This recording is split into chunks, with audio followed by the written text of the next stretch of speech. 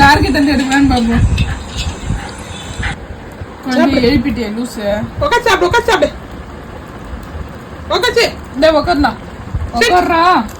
உக்காச்சு அவ்வளோதான். படு பத்து சாப்பிடு. டீச்சா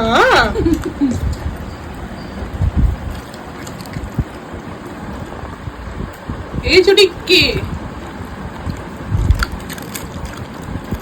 சிக்கன் மட்டன் தான் வேணுமா?